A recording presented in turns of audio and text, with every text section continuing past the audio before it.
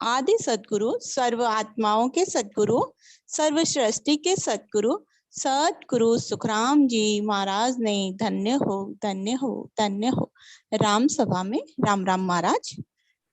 हमारा सत्संग का विषय चल रहा है मानव शरीर में अमर लोक का मार्ग, जो हम अलौकिक ग्रंथ के आधार से देख रहे हैं, समझ रहे हैं। आज उसका 6 नंबर भाग है। तो हमने देखा गुरु महाराज के ज्ञान में कि सद्गुरु विधि से, भेद से हम भजन करते हैं तो ने अक्षर प्रकट होता है, कंठ कमल पर आकर ने अक्षर प्रकट होता है। और इस मानव शरीर में, ये जो मानव शरीर है अपना, इसी में खंड और ब्रह्मांड बन जाते हैं। जो सृष्टि में रचना है वो ही इस पिंड में, इस देह में बन जाती है। तो हमने अभी तक उसी साकारी सृष्टि खंड का, जैसे 3 लोक और 14 भवन देखे, स्वर्ग देखा, पाताल देखा, उसी का हमने अभी वर्णन देखा और समझा। 3 लोक, मृत्यु लोक, पाताल लोक, देवलोक, जिसमें हमने देखा पूर्व के 5 स्थान, कंठ, हृदय, मध्य, नाभि और गुदाघाट। ये पूर्व के 5 स्थान देखे।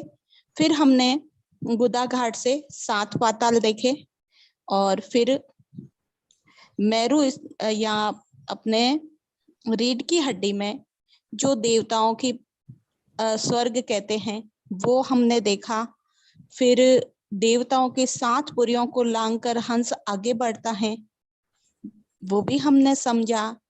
यहाँ तक अपने 39 स्थान हमने काउंट किए। 39 गादी जहां शब्द रहता है, ठहरता है, वो स्थान हमने गिने। और हमने देखा कि मेरु में मायावाचक ममकार पीछे रह जाता है और आगे क्या चलता है, ररंकार, जो पिछली सत्संग में हमने देखा था। ररंकार की ध्वनि लग जाती है और हमने देखा राजा की सवारी के समान एक डंके को बजाकर देवलोक में बधाइयां बांटी जाती हैं। देवलोक में उस संत के लिए बधाइयां बांटी जाती हैं। सभी देवता सामने आकर कलश लेकर बदावना करते हैं। जैसे जगत में राजतंत्र में राजा को मानते थे, वैसे ही देवलोक में संतों को मानते हैं। हमने ये भी समझा कि मेरु स्थान पर 7 भवन है, इंद्रलोक, ब्रह्मलोक, विष्णुलोक, तपलोक, सत्यलोक, जनलोक। और धर्मराय का स्थान है, यहाँ हमने 39 स्थान या साकारी सृष्टि के देखे। यहाँ एक लोक से हमने क्या देखा, दूसरे लोक का तेज कैसा है, दुगना है, भाग्य भी दुगना है और तप भी दुगना है। जैसे जैसे आगे बढ़ते हैं तेज दुगना होता जाता है, भाग्य भी दुगना हो जाता है और तप भी दुगना हो जाता है। 100 लाख क्या करोड़ विचारा, 100 लाख क्या करोड़ों में संख्या हो जाती है। क्योंकि कंठ कमल पर हमने देखा 4 पंखुड़ी का कमल होता है, तो हम दुगना दुगना करते जाएंगे आगे से आगे, तो वो करोड़ों में गिनती होगी। और सूर्य के समान प्रकाश होता है, करोड़ों सूर्य के समान प्रकाश होता है, वो तेज आ जाता है। लेकिन गुरु महाराज ने क्या बताया कि उस तेज में और ने अंशर के तेज में सत शब्द या ने अंशर है, जो सत्स्वरूप का, जो सतगुरु का ही रूप है, उसका पराक्रम हम बता नहीं सकते, बोल के नहीं बता सकते, इतना भारी है। जैसे उदाहरण देके गुरु महाराज ने समझाया कि सूर्य के सामने दीपक कैसे होता है, वैसे ही उस तेज के सामने ने अंशर का तेज है। ने अंशर का तेज कैसे है, सूर्य के समान है। और शब्द का तेज कैसे है, दीपक के समान बताया। भजन सिमरन करने वाले संत के अंदर वो सत्स्वरूप का जो तेज है वो उतर जाता है। जैसे उदाहरण देके हमें समझाया कि जो सूरज को तपसी हुई, सूर्य के तपसी होता है, उसमें क्या आता है, सूर्य का तेज आ जाता है, उससे कोई संसारी नजर नहीं मिला सकते। वैसे ही संत में भी सत्स्वरूप का वो पराक्रम आ जाता है। जो काल की सत्ता है, एक एक स्थान से काल की सत्ता को हटाते हुए सत्स्वरूप की सत्ता स्थापित हो जाती है। तो हम आज देखेंगे आगे। आगे गुरु महाराज फरमाते हैं, इस साखी को पुनः दोहराते हुए आगे बढ़ते हैं। संत तेज वर्ण्यो नहीं जावे, शब्द तेज जन माय समावे। ज्यों सूरज को तपसी होई, जाकी निजरन झेले कोई। द्रव नैन खुलिया घट माई, दिन दिन तेज बढ़ तो जाई। दिव्य तेज नैना बिच भारी, और तेज की कोण चिकारी। गुरु महाराज क्या फरमाते हैं कि उस संत के अंदर इतना तेज आ जाता है, उस शब्द का तेज उस संत के अंदर उतर जाता है, सत्स्वरूप ही सत्स्वरूप प्रकट हो जाता है। तो कैसे? द्रव्य नैन खुलिया घट माई, जैसे दिव्य दृष्टि।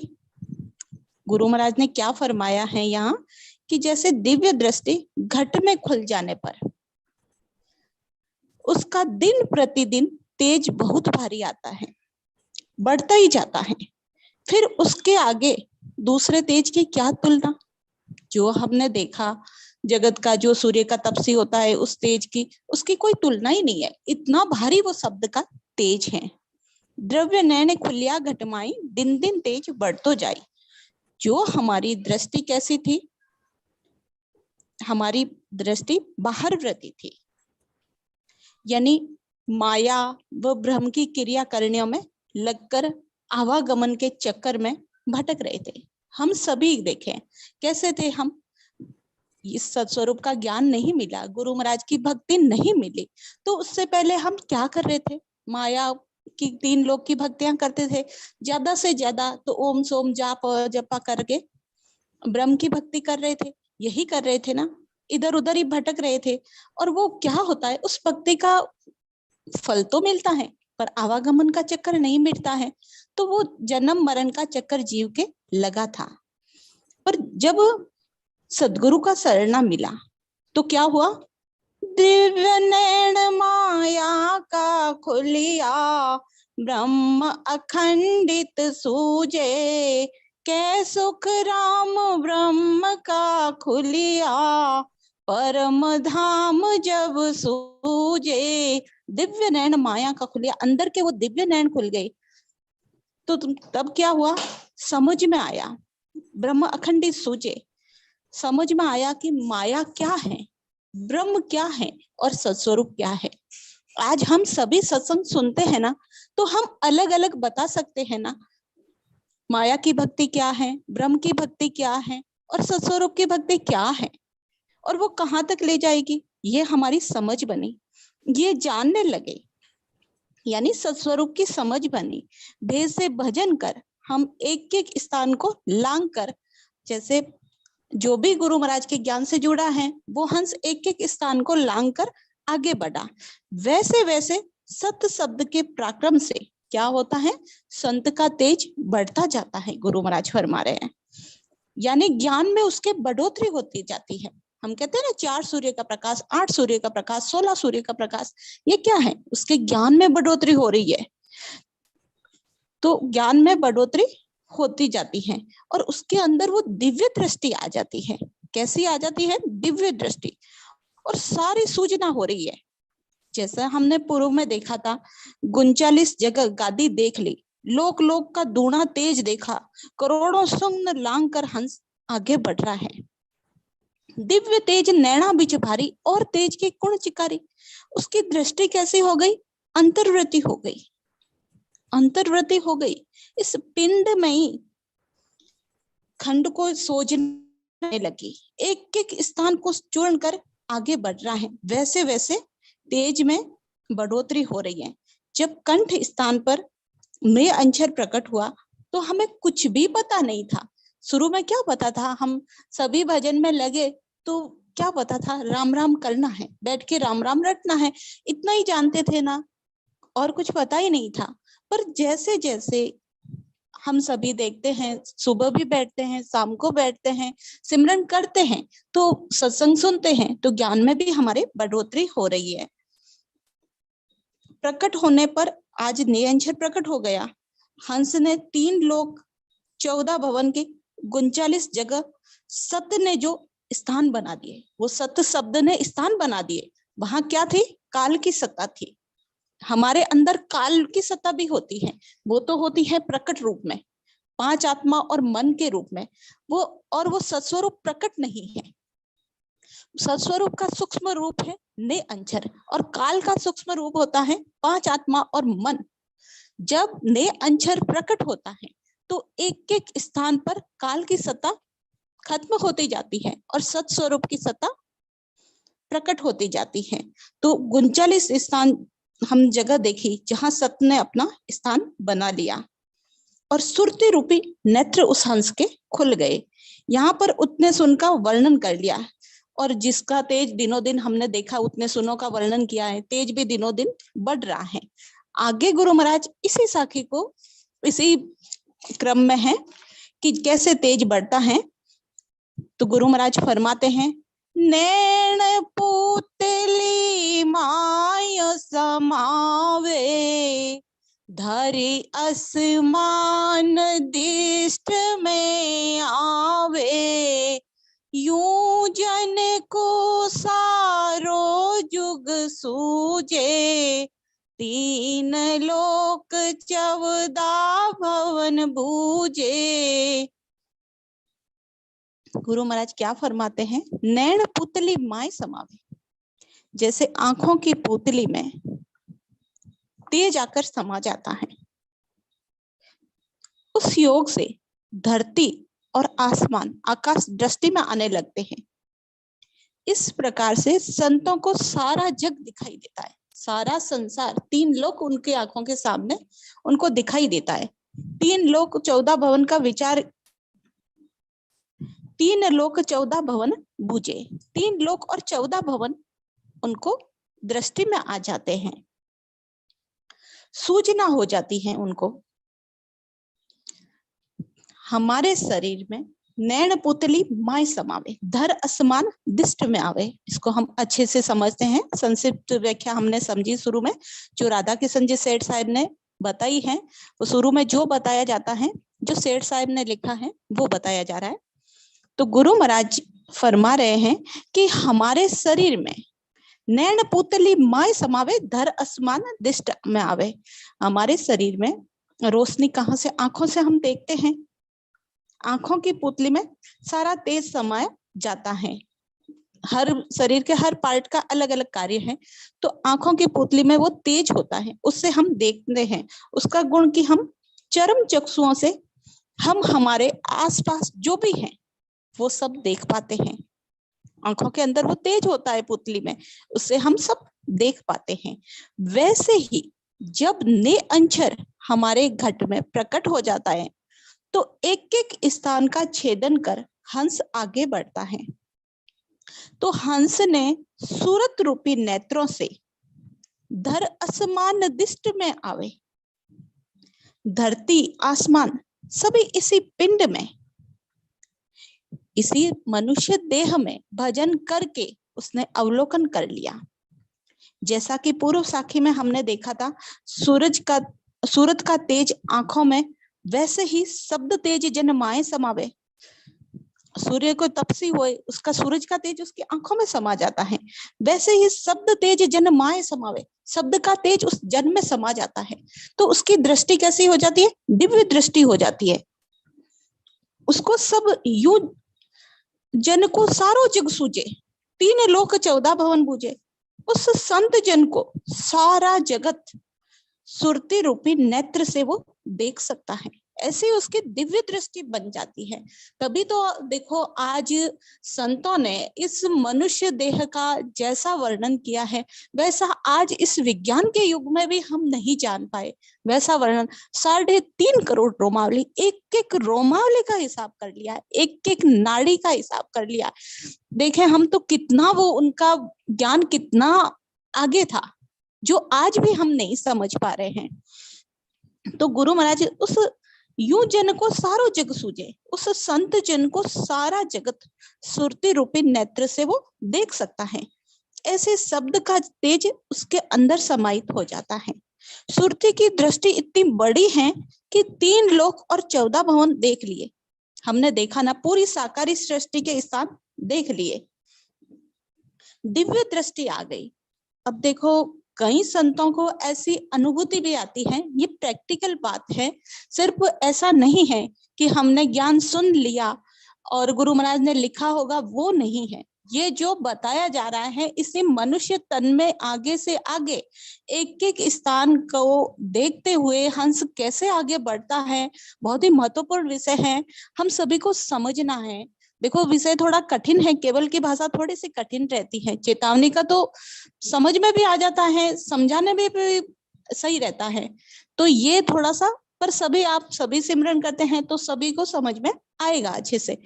कई संतों को ऐसे अनुभव भी आते हैं, वो प्रैक्टिकल बताते हैं। जैसे हम आगे से आगे सिमरन करते हुए बढ़ते हैं तो धर आसमान दिष्ट में आवे, धरती और आसमान भी उनकी दृष्टि में आ जाते हैं।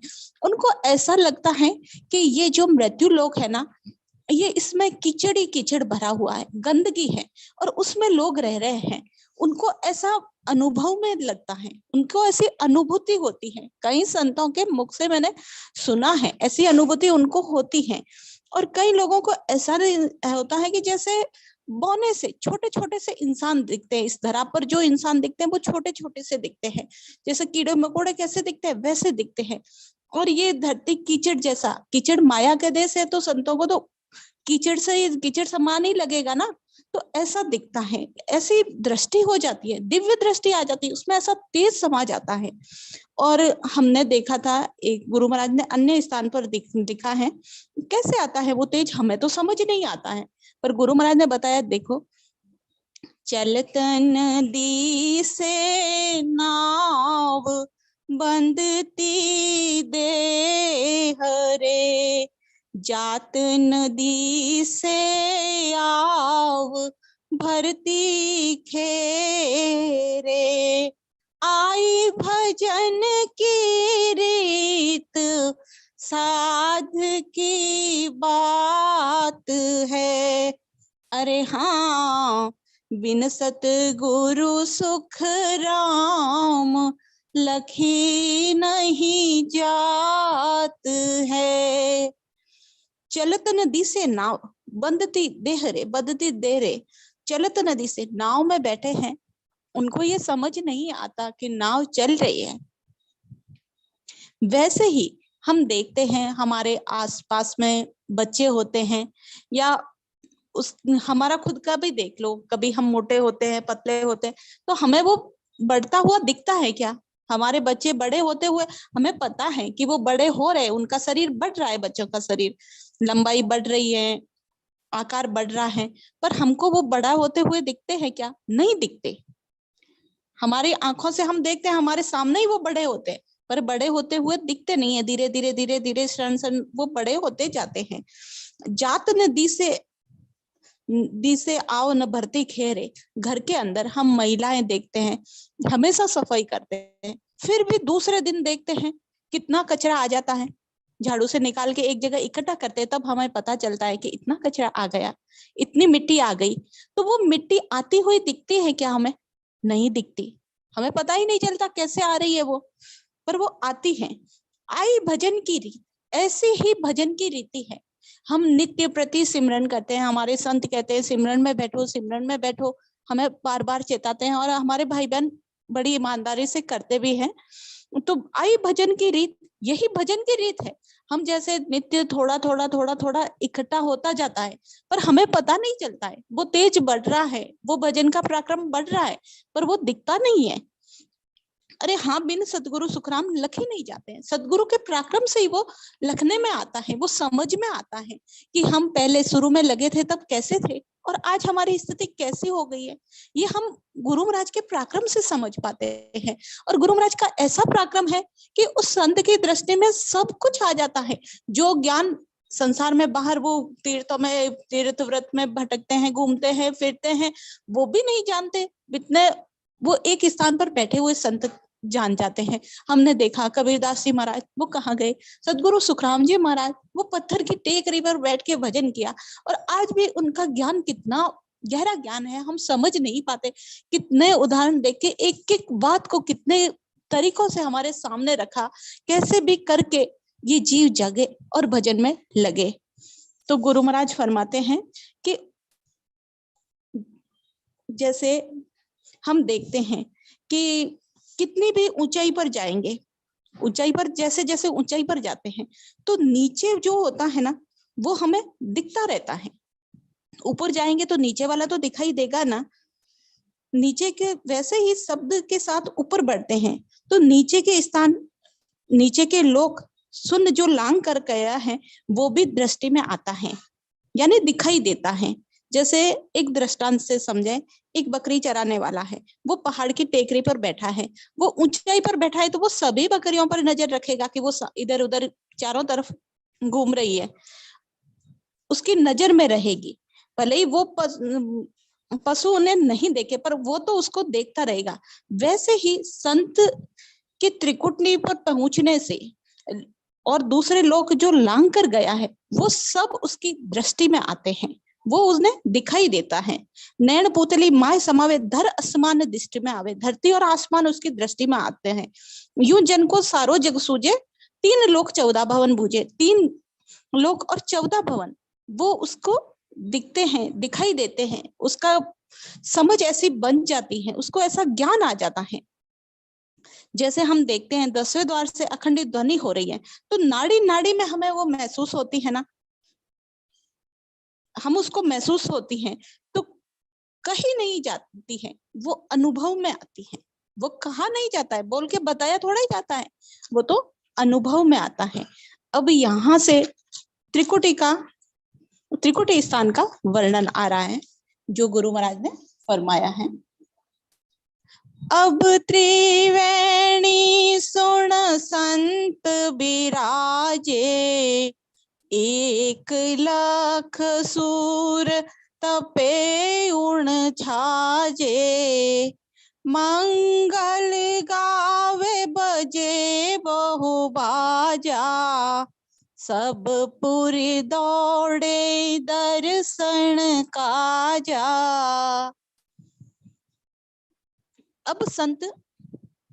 अब त्रिवेणी सुन संत बिराजे। अब संत त्रिवेणी में जाकर बैठे हैं। उस त्रिकुटी में गुरु महाराज ने क्या फरमाया? 1,00,000 सूर्य तपे उण छाजे। 1,00,000 सूर्य उस जगह पर सुशोभित हो रहा है, वहां प्रकाश हो रहा है। 1,00,000 सूर्य के जितना प्रकाश वहां पर हो रहा है। मंगल गावे बजे बहु बाजा, सब पुर दौड़े दर्शन काजा। वहां अनेक प्रकार के बहुत से बाजे बजाकर मंगल गाए जा रहे हैं और सभी पुरियों के देवता संत के दर्शन के लिए दौड़कर आने लगे हैं और उन संत के दर्शन कर रहे हैं। अब त्रिवेणी सुन संत विराजे, 1,00,000 सूरत तपे उण छाजे। अब त्रिवेणी क्यों बोला है? सबसे पहले तो हमें ये समझना है त्रिवेणी क्यों बोला है, क्योंकि हमने पूर्व में जो डायग्राम के माध्यम से पिछली सत्संग में समझा था कि पीठ के रास्ते से हम जब जाते हैं तो बीच में तो सुखमणा और इधर उधर दोनों साइड में, दोनों तरफ ईड़ा पिंगला थी। सुखमणा नाड़ी रीढ़ की हड्डी के अंदर से होती हुई कहाँ हमने देखा था ना, मेड्यूला में जाकर मिलती है। सर के ऊपर से मेड्यूला तक जाती है। L1 L2 से मेड्यूला तक हमने बताया, देखा था, समझा था। तो मेड्यूला से वो सुखमणा नाड़ी ऊपर से होते हुए त्रिकुटी पर आती है। जैसे हम बीच में जो बालों में वो दो साइड में बाल करते हैं ना, तो वैसे ही वो बीच में कहाँ आती है, जहां हम बहनें बिंदी लगाती हैं, दोनों आईब्रो है उनके बीच में, वो त्रिकुटी स्थान वहां पर आती है। मेड्यूला से सर के ऊपर से होते हुए त्रिकुटी पर आती हैं और कान के पीछे होते हुए दोनों ईड़ा और पिंगला वो दोनों त्रिकुटी पर आती हैं। तीन नदियां जहां मिलती हैं उसे त्रिवेणी कहते हैं। वैसे ही त्रिकुटी पर तीनों नाड़ियां मिलती हैं। इसीलिए गुरु महाराज ने क्या कहा कि अब त्रिवेणी सुन संत विराजे। त्रिकुटी स्थान पर शब्द आया है। त्रिकुटी स्थान पर शब्द आने से मन पीछे छूट जाता है, मन यानी माया पीछे रह जाती है। यहाँ गुरु महाराज ने बताया कि दो पाखुड़े का कमल है, तो यहाँ क्या होता है, दुगना नहीं होता है। जैसे हम देखते आए हैं कंठ पर 4, कंठ से हृदय 4 से 8, 8 से 16, 16 से 32, तो एक तो हमने कहाँ छोड़ा, ब्रह्मा का स्थान जहां डबल नहीं होता है, वहां 6 पंखुड़ी का कमल है, इसीलिए वो शून्य में नहीं गिना गया। तो ये बात हम सभी को याद रखनी है। एक तो वो स्थान छोड़ा और एक त्रिकुटी का स्थान, यहाँ दुगना नहीं हो रहा है, इसीलिए गुरु महाराज ने यहाँ शून्य में नहीं गिना है। वर्णन तो किया है त्रिकुटी का, पर शून्य में नहीं गिना है। यहाँ गुरु महाराज क्या फरमाते हैं कि 1,00,000 सूर्य तपे उण छाजे। 1,00,000 सूर्य का जितना प्रकाश होता है ना, उतना प्रकाश त्रिकुटी स्थान पर अनुभव में आता है। इतना प्रकाश संत के अंदर, वो तेज, वो ज्ञान आ जाता है। तो गुरु महाराज फरमाते हैं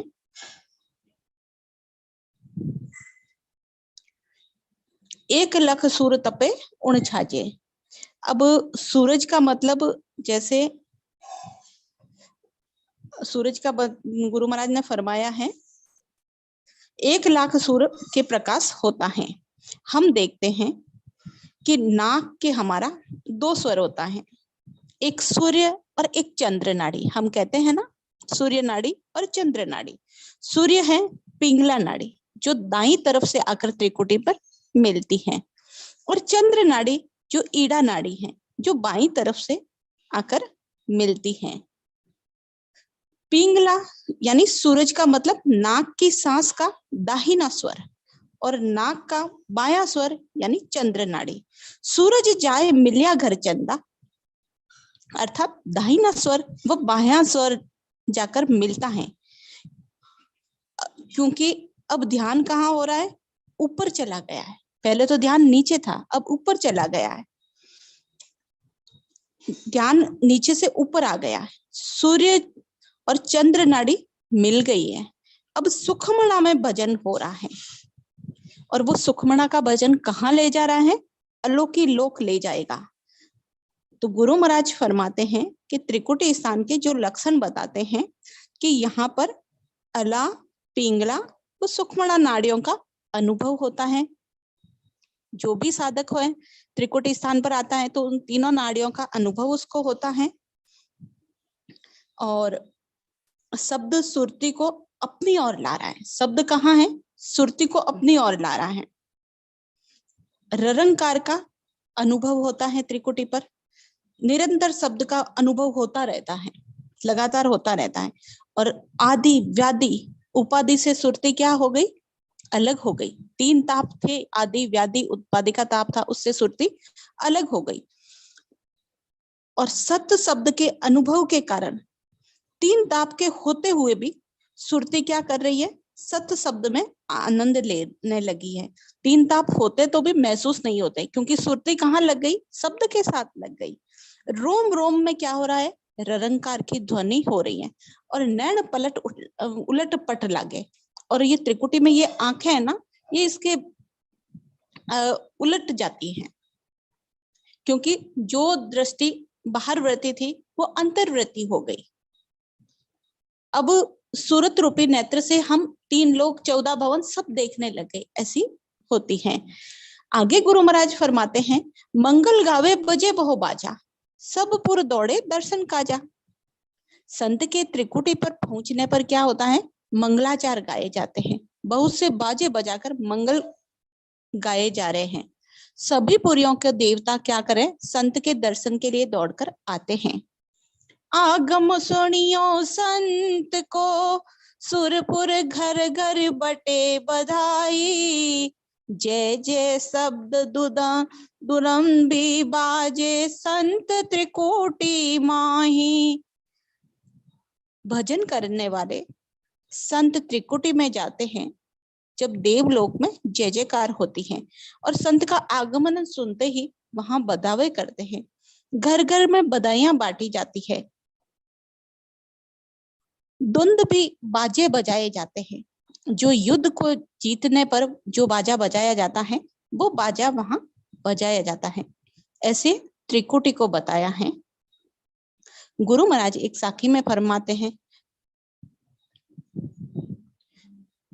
उन सूरत की बलिहारी हो, लगी नाव उर धाराओ।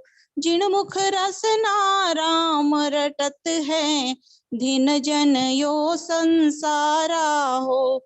सहस महेश विष्णु को दिन है, जो जन हृदय धारा हो। वाजन को सब देवत वंदे, दिन दिन भाग्य हमारा हो। के सुख राम आप जन तेरिया, और अनंताई तारे ओ। ब्रह्म वेद भागवत कहे है, सतकर मानो विचारा हो। उन सूरत की बलियारी हो, लगी नाव उर्धारा हो। हंस व्रती जो आत्मा 5 तत्व के शरीर में आकर संतों का केवल ध्यान करती है, उसके लिए बताया है कि उसके ऊपर वो कैसी है। उन प्राणियों को संसार में दिन कहाँ है, जिनके मुख से राम नाम की रटन 8 पौर चलती है। तो सहस भगवान विष्णु और महेश, उन तीनों को भी दिन है, क्योंकि ऐसे प्राणी को वो सहस जी क्या कहते हैं कि पृथ्वी पर रखना चाहते हैं, कि वो पृथ्वी पर रहे। सहस जी को उन प्राणी का जो राम राम रटन करते हैं उसका भार नहीं लगता है, तो वो कहते हैं कि वो इस पृथ्वी पर रहे। महेश क्या करते हैं, उसका संहार नहीं चाहते। विष्णु उसकी रक्षा करते हैं, और घर के देवता, वो सब देवता उस जन की महिमा करते हैं कि हमारे भी भाग्य दिन है कि भक्ति के पराक्रम से नर, वो क्या कहते हैं देवता कि भाई हमारे भी वो उस संत के भाग्य को देखते हैं कि धन्य है, और हमें भी ऐसा मनुष्य देह मिले, तो हम भी भक्ति के पराक्रम से ऐसा मनुष्य देह मिले, ऐसे सुकृत हो हमारे इकट्ठे के मनुष्य देह मिले। ये बात भागवत में, गीता में, सब ग्रंथों में कही गई है कि सभी देवता भी मनुष्य तन की चाहना मिलते हैं कि इस भक्ति को, सत्य को धारण करें, जो कि केवली संतों ने धारण की है। वो कैसे हैं, कै सुख राम आप जन तिरिया, और अनंता कोई तारे। वो कैसे संत होते हैं, कैसे जन होते हैं परमात्मा के जन, वो खुद स्वयं का तो कल्याण करते ही हैं, और उनके संग, उनका संग करने से अनंतों जीव तरते हैं। इसीलिए क्या कहते हैं संत, बार बार के सत्संग करो, सत्य का संग करो। सत्य का संग, जैसा संग होगा वैसा ही हम बन जाएंगे। इसीलिए उन संतों के संग में जो रहते हैं उनका भी कार्य हो जाता है। ऐसा संतों का पराक्रम गुरु महाराज ने इस साखी में बताया है। आगे गुरु महाराज इसी त्रिकुटी स्थान की एक साखी और है, उसमें गुरु महाराज फरमाते हैं, हीरा चौक जिगा मिगलागे, इमरत बूंद रोजोत रवि जागे। आला पिंगला पाव पखारे, सुखमण आरती आण उतारे। हीरा चौक जिगा मिगलागे, हीरों का चौक था वहां। क्या त्रिकुटी स्थान पर गुरु महाराज क्या बताते हैं कि हीरों का चौक है। वहां हीरों में क्या है, जगमगाहट हो रही है। अमृत बूंद ज्योत रवि जागी, अमृत की बूंदें पड़ रही हैं, और उस अमृत की बूंदों में सूरज के प्रकाश से, वो अमृत की जो बूंदें पड़ रही है वो सूर्य के प्रकाश से सुहावनी ज्योतियों से जगी हुई, वो लुभावनी लग रही हैं। जैसे गुरु महाराज फरमाते हैं कि हीरा चौक जिगा में लागी, इमृत बूंद ज्योत रवि जागी। यहाँ गुरु महाराज फरमा रहे हैं कि हीरा के चौक में, हीरों के चौक में प्रकाश की जिगमिगाहट हो रही है। कैसी जिगमिगाहट हो रही है? हीरों के ऊपर जब प्रकाश पड़ता है तो वो प्रकाश क्या होता है, परावर्तित होकर आपस में टकराने लगता है, तो उससे वो जगमगाहट होती है। तो वो जगमगाहट कहाँ हो रही है? त्रिवेणी स्थान पर हो रही है। यहाँ हम देखेंगे कि भाई ये गुरु महाराज ने क्या लिखा, हीरों की जगमगाहट हो रही है। ये आज के युग में, हमारे विज्ञान के युग में सब ये बातें मानते नहीं है। तो एक बात वैज्ञानिक आधार से अगर हम समझें विज्ञान के अनुसार, तो हमारे दो ग्रह हैं, वरुण और अरुण। दो ग्रह हैं, हम सभी जानते हैं, नाम भी सुना होगा। दो ग्रह हैं जहां वैज्ञानिकों ने खोज की है, वहां हीरों की बारिश होती है। वो कहाँ हुए? आकाश में हुए। और ये त्रिकुटी भी कहाँ है? आकाश में है। तो वरुण का बताया है, वरुण क्या होता है? ब्रह्म जल का ग्रह माना जाता है। तो ये दोनों ग्रहों में हीरों की बारिश होती है। तो यहाँ गुरु महाराज के ज्ञान के आधार से हम आगे समझते हैं। तो त्रिकुटी स्थान पर हीरों की वो जगमगाहट हो रही है। 1,00,000 सूर्य तपे उण छाजे, यानी 1,00,000 सूर्य के जैसा प्रकाश हो रहा है। उसका भाग्य तेज त्रिकुटी स्थान पर कितना बताया? 1,00,000 सूर्य के जैसा। अभी हम 4, 8 ऐसे करते आए हैं ना, तो यहाँ 1,00,000 सूर्य के जैसा प्रकाश बताया है गुरु महाराज ने। आगे गुरु महाराज फरमा रहे हैं कि इमृत बूंद ज्योत रवि जागे, यानी त्रिकुटी स्थान पर इमृत बूंद ज्योत रवि जागी। इमृत बूंद, इमृत की बूंदे, ज्योत रवि जागी। सूर्य का प्रकाश भी हो रहा है और शीतलता भी है, क्योंकि इमृत की बूंदों की बौछार हो रही है। तो गुरु महाराज ने ध्यान समाधि के अंग में बताया कि ईड़ा घर चंद्र रवि घर पिंगला। इमृत बूंदों जैसी ठंडक किस नाड़ी से हो रही है? ईड़ा नाड़ी से। ईड़ा नाड़ी है, उससे जैसे पानी की बूंद हमारे ऊपर गिर के जैसे नीचे उतर जाती है, तो हमें क्या महसूस होता है? ठंडक महसूस होता है। तो उस ईड़ा नाड़ी से हमें ऐसी ठंडक महसूस होती है।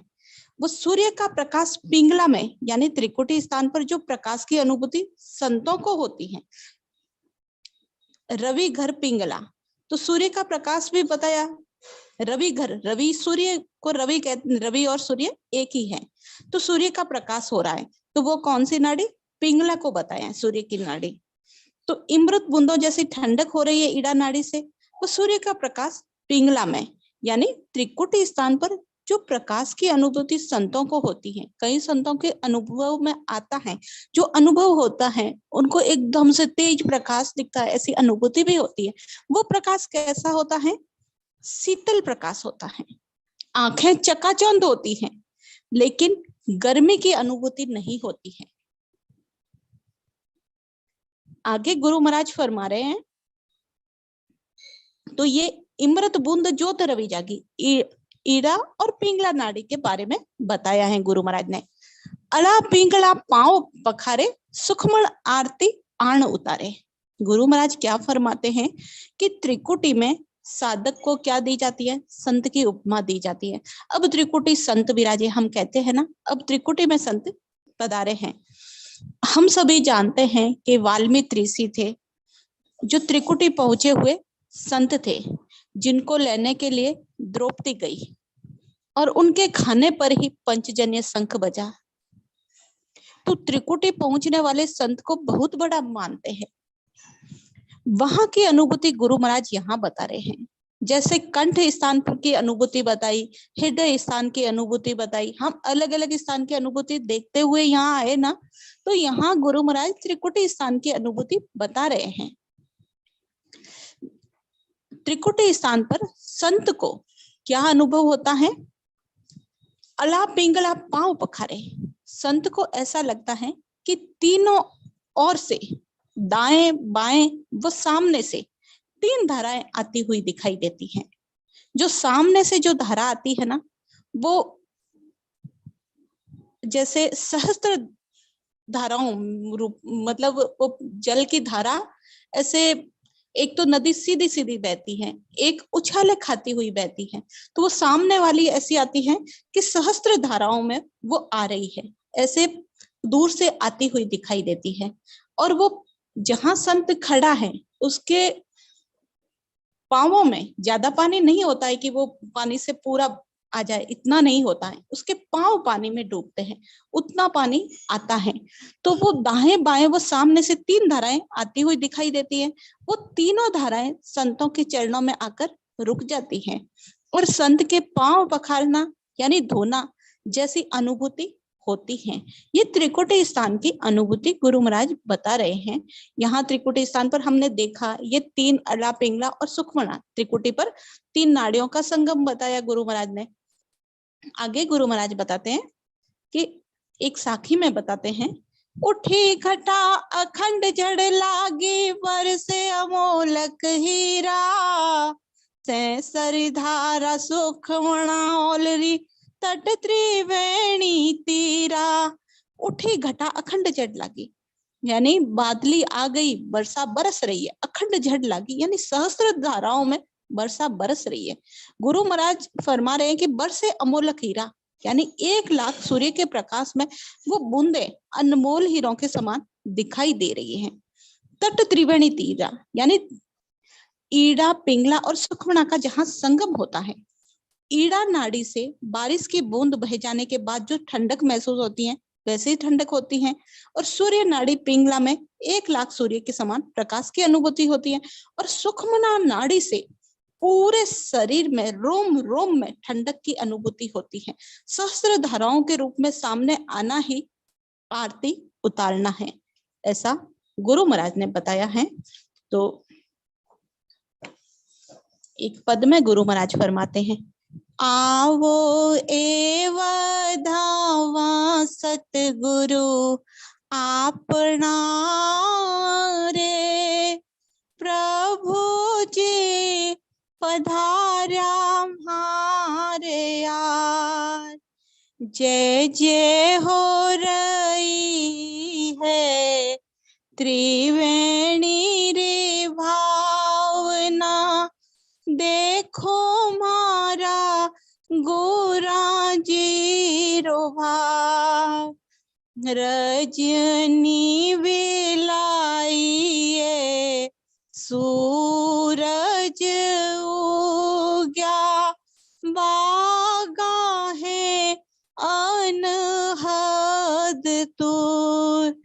झील मिल लागिए मंदिर सुहावनो, निरखो मारा गोरा जीरो नूर। आवो ए बधावा सतगुरु आपना रे, प्रभु जी पधार्या हमारे यार। इमरत घटा ओलरी है, अनहद गरजा उगा है अनंताईवा।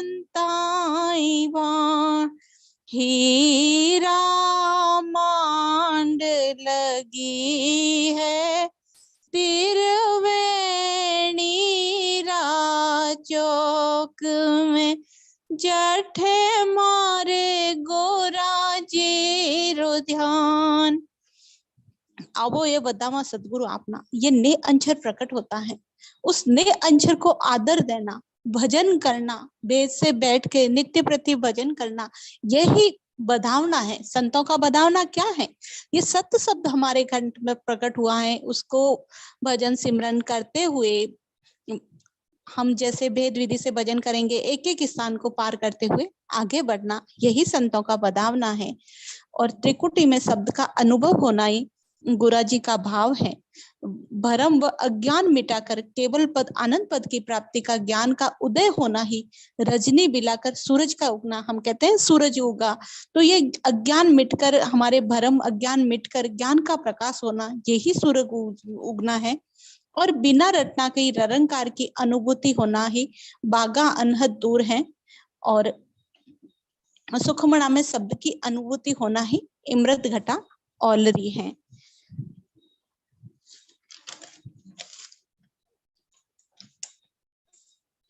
आगे गुरु महाराज फरमाते हैं एक त्रिकुटी स्थान की और साखी रह गई है, तो वो हम ले लेते हैं आज। ज्यों सिख साखा सतगुरु की महिमा, यूं पूजे त्रिकुटी की धामा। तीन लोक का ए सुख त्यागे, तेरा लोक त्रिकुटी आगे। ज्यों सिख शाखा सतगुरु की महिमा, जैसे जगत में हम कहते हैं शिष्य शाखा होती है, वो क्या करते हैं, अपने सतगुरु की महिमा मंडन करते हैं कि हमारे सतगुरु ऐसे हैं वैसे हैं, शोभा करते हैं, उनका गुणगान करते हैं। वैसे ही संत के आने पर, त्रिकुटी में आने पर उत्सव करते हैं। कौन करते हैं? देवता करते हैं। इस तरह देवी देवता त्रिकुटी में उन संतों को पूजते हैं। संत तीन लोक के ए सुख त्यागे, तेरा लोक त्रिकुटी आगे। तीन लोक के सारे सुख त्याग देते हैं, वो त्रिकुटी के आगे 13 लोकों के लिए वो आगे से आगे प्रयाण करते हैं, यानी आगे का रास्ते पर बढ़ते हैं। तो गुरु महाराज यहाँ फरमाते हैं कि जैसे जो सिख शाखा सतगुरु की महिमा, यूं पूजे त्रिकुटी की धामा। जैसे गांव में हम देखते हैं संत सतगुरु के आने पर शिष्य शाखा के लोग उन संतों की महिमा करते हैं, आदर सत्कार करते हैं, वैसी ही महिमा संत की त्रिकुटी पहुंचने पर देवलोक के देवता करते हैं। तो वो कैसे करते हैं हम देखते हैं। यम देव सौंपे कोतवाली, रिद भंडार कुबेरा। इंद्र कहे मैं दास तुम्हारा, लेवो सिंहासन मेरा। ब्रह्मा कहे घड़े तुम भांगो, शिव कहे करो संहारा। विष्णु कहे कीजे प्रतिपाला, ये वैकुंठ तुम्हारा। यम दूत होते हैं, वो कोतवाली सौंप देते हैं। रिद्धि सिद्धि अपने भंडार, कुबेर के भंडार होते हैं, वो संतों के चरणों में कि भाई ये सब भंडार आप ही रखो। इंद्र कहे मैं दास तुम्हारा, ले वो सिंहासन मेरा। इंद्र क्या कहता है? मेरा सिंहासन आप ले लो, संतों से कहते हैं।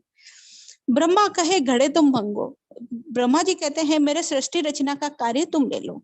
शिव कहे करो संहार, शिव कहते हैं तुम संहार का कार्य ले लो। विष्णु कहे कीजिए प्रतिपालन, प्रतिपालन का कार्य विष्णु का है, तो वो भी कहे ये वैकुंठ तुम्हारा है, तुम ही करो ये कार्य। तो अब यहाँ क्या होता है, संत जो तीन लोक 14 भवन को पार करके, जो हमने देखी 39 गादी 39 स्थान को पार करके जो अलौकिक लोक जाने वाला है, तो वो फिर बीच में रास्ते में क्यों अटकेगा? तो गुरु महाराज फरमाते हैं, सुलझा हंस जके क्यों उलझे, देव सबे उलझावे। तीन लोक का तजे पदारथ, चौथा लोक वसावे। जो संत हर्ष और शोक को जीतकर